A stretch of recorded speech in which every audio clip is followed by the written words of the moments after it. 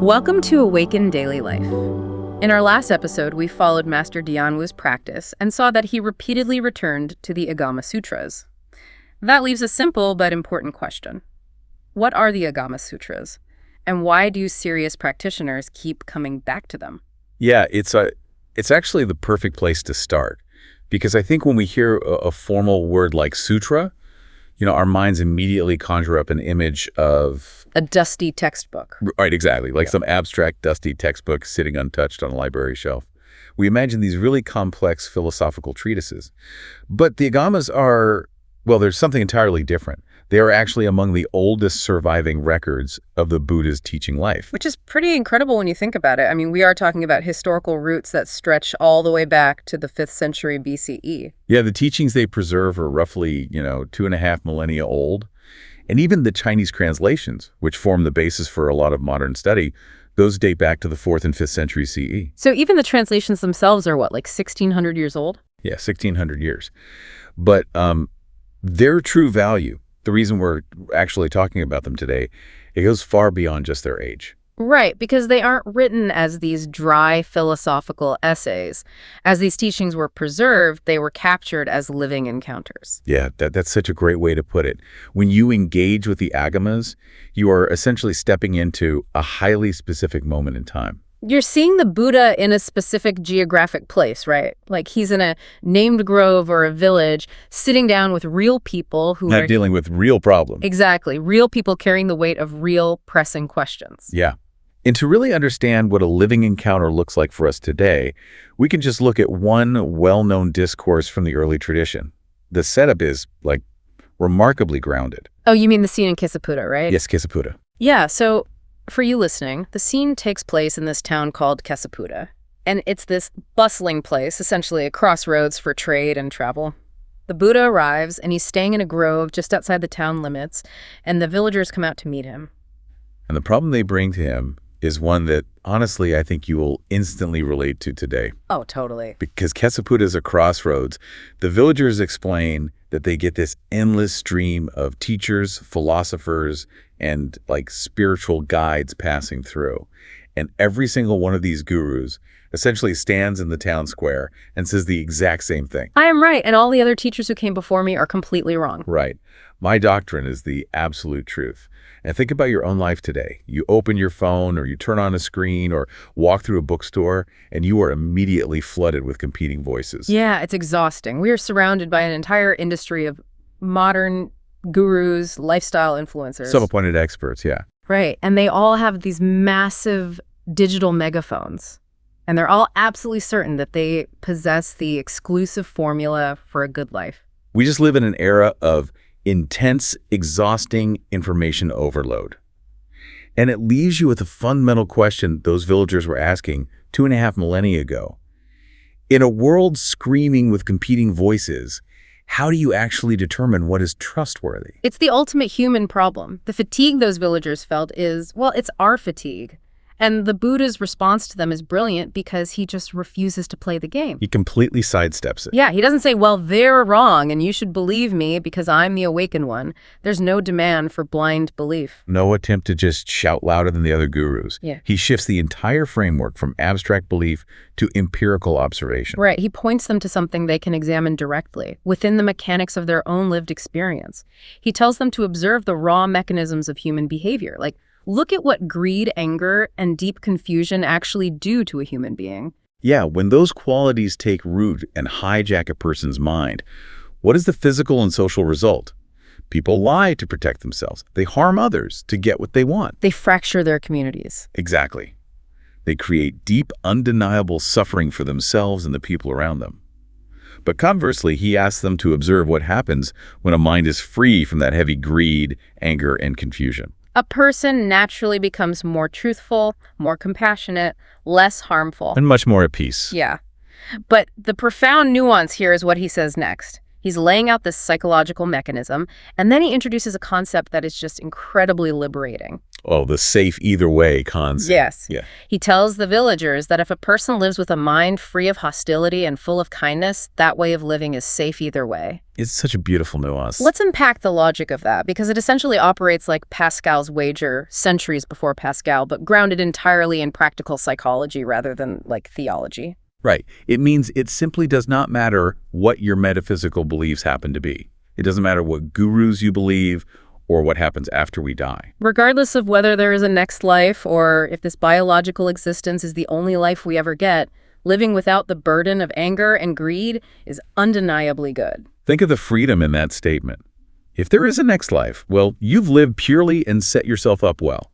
If there isn't and the screen just goes black, you still get to sleep soundly tonight. Right. You treat your neighbors with kindness, you don't carry that toxic load of resentment, and you experience peace right here, right now. It's a completely practical, observable test. He didn't ask for belief. He gave them a tool they could use immediately. And that usable, practical answer is exactly why the villagers took refuge. And it's why modern practitioners, people like Master Dianwu, keep returning to the Agamas. They let you step into the shoes of the ancient questioner. Yeah, the people in the texts might be wearing ancient robes, but the architecture of their confusion is identical to our confusion today. Exactly. But this raises a massive logistical question for me. Okay, what is it? If these teachings are so deeply tied to spontaneous, living encounters, like a quiet conversation under a tree in Kesaputta, how on earth did they survive for over 2,000 years before anyone actually wrote them down? Right, the survival aspect. Yeah, because to a modern ear, the idea of oral transmission sounds incredibly risky. It sounds like a 2,000-year-long game of telephone. You know, you whisper a sentence to me, I whisper it to the next person, and by the end, it's completely distorted. How could that possibly be reliable? It's a vital skepticism to bring to the table. We struggle to understand this today because our minds are entirely reliant on external storage. You know. Right, we offshore our memories to hard drives and cloud servers. Exactly. We've lost the cultural muscle for deep, rigorous memory. But in the ancient world, oral transmission was not a casual game of telephone at a dinner party. It was a severe, highly structured collective discipline. A collective discipline. Yeah. The traditional account notes that very soon after the Buddha's passing, his senior disciples realized they needed to preserve his teachings. So they gathered together in a massive assembly. They recited the discourses and the monastic rules out loud, and the entire community listened and checked the words together. Okay, so even if historians can't verify, like, every single seating arrangement of that specific gathering, the function it represents is what matters. It shows that from the very beginning, these teachings were treated as something fragile that had to be protected carefully. And the key word there is collectively. In early Buddhism, a teaching was never left for just one person's private memory. It functioned much more like a distributed memory system. Like a network. Yeah, if we want to use a loose modern analogy, it worked a bit like a blockchain network. Okay, wait. If the oral tradition is like a blockchain, then the nodes on that network are the individual monks. But how do you prevent one rogue monk from corrupting the oral ledger? Well, you rely on the architecture of the network. In a blockchain, data isn't stored on one central computer. It's distributed across thousands of nodes. For a transaction to be verified, the whole network has to agree. Right. If one node tries to alter the data, the rest of the network immediately rejects it. Exactly. The oral tradition operated on that exact same principle of collective verification. A sutra wasn't considered preserved just because one monk quietly remembered it in his cave. It stabilized because the entire group would recite it together, out loud, in unison. Oh, wow. Imagine hundreds of voices chanting a text. If one person misses a word, drops a syllable, or tries to change a phrase, the harmony breaks. The collective voice of the group immediately catches the error. Exactly. Preservation depended entirely on that collective verification. That makes a lot of sense for catching errors in real time. But, I mean, we're still talking about the limits of the human brain here. The Agamas contain a massive volume of information. How does a group of people collectively memorize thousands of pages of complex dialogue? That is where the actual architecture of the texts themselves becomes so important. The sutras were literally built for the human memory. Built for memory. Yeah. When you read the Agamas today, you'll quickly notice they can feel very repetitive. Certain phrases return over and over. Key passages are repeated verbatim. The teachings are often organized into numbered lists. Which, if we're being honest, can feel a bit tedious when you're sitting alone reading it on a printed page today. We all want to skim ahead. Yeah, exactly, just to get to the new information. But we have to remember we are reading the transcripts of an oral culture. That repetition is not bad editing. It is the technology of memory. It provides the structural rhythm that allows hundreds of people to chant together simultaneously. It creates a linguistic scaffolding. If you know the pattern of the chant, it becomes blindingly obvious if someone skips a line. Yeah, exactly. And as modern scholars have noted, this isn't just historical guesswork. Alexander Wynne, he's a scholar of early Buddhist literature trained at Oxford.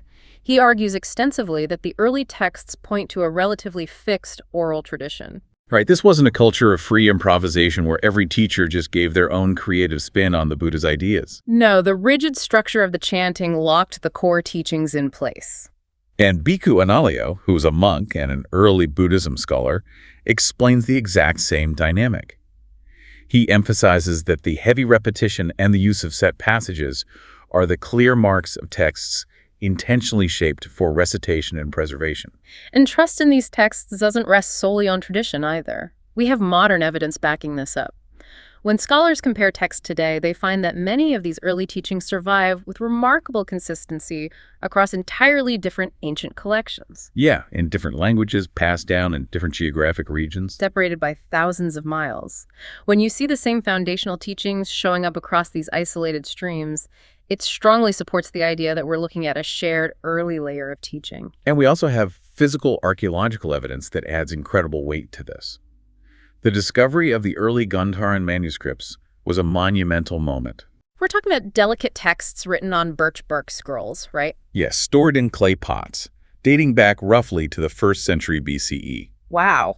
Finding a fragile scroll doesn't prove every single line exactly as we have it today, but the physical reality of those manuscripts provides massive support for a very old, deeply stable Buddhist textual tradition. Okay, so we have the historical context, we understand the brilliance of the oral memory, and we have the physical manuscripts. But let's pivot back to the human element here. Yeah, the real question. Right. Age and historical reliability are fascinating, but why do serious practitioners keep coming back to the Agamas today?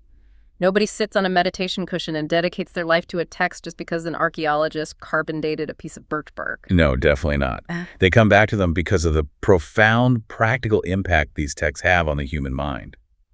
The deeper issue here isn't just historical validation. The Agamas matter because they still feel intensely alive. Reading them feels less like reading a theory and much more like listening in as the Buddha meets real people. Exactly. These texts are essentially dialogues centered entirely on training the mind. It's that feeling of looking at the page and thinking, if I brought my specific anxiety or my specific doubt to the Buddha today, how would he guide me? And the crucial word there is guide. The Agamas are so valuable because they don't just hand you a philosophical answer sheet. They show you how the Buddha trained people. They show the actual trajectory of human growth. The Buddha didn't just walk up to everyone, regardless of their mental state, and say, meditate harder. He adapted to the person in front of him. Right. There is a beautifully clear example of this in how he teaches his own son, Rahula.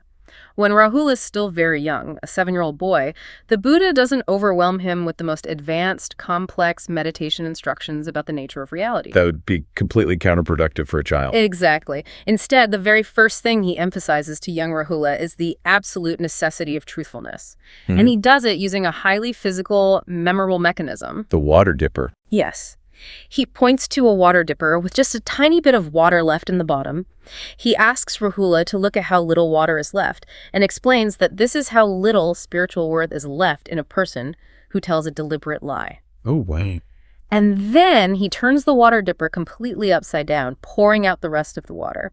He tells the boy that when you lie, your spiritual life is overturned and emptied out, just like that vessel. Such a visual, undeniable lesson on basic foundational conduct. Right. And then, only much later, when Rahula has actually matured, does the Buddha give him deeper, direct meditation instructions. What you're highlighting there is the absolute essence of gradual training. The early teachings are rarely about making a sudden magical leap into enlightenment. They are about laying a solid foundation, beginning with ethical conduct, and allowing that foundation to naturally deepen. This brings us right back to Master Dianwu. This gradual training is the exact reason why a serious practitioner uses the Agamas as a reliable map.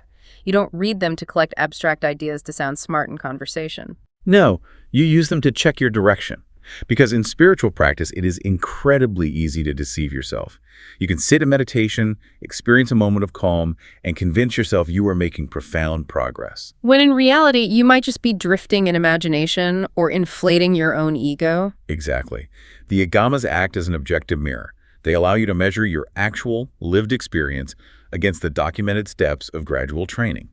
They keep you honest. They show you not just what to practice, but how practice actually develops stage by stage. It's a way to test your own personal path against a map that has been collectively verified and trusted for over 2 millennia. In a world full of noise and competing gurus, having a map that focuses purely on the mechanics of suffering and freedom is a really rare and precious resource. Well, if the Agamas preserve such a clear and trustworthy map of practice, we have to ask, what is one of the most important foundational instructions on that map? A natural next step in that gradual training is mindfulness. But what did mindfulness actually mean in the Buddha's early teaching? Not as a modern corporate buzzword or a passing trend, but it's a real, rigorous path of psychological training. And that is exactly where we will go next.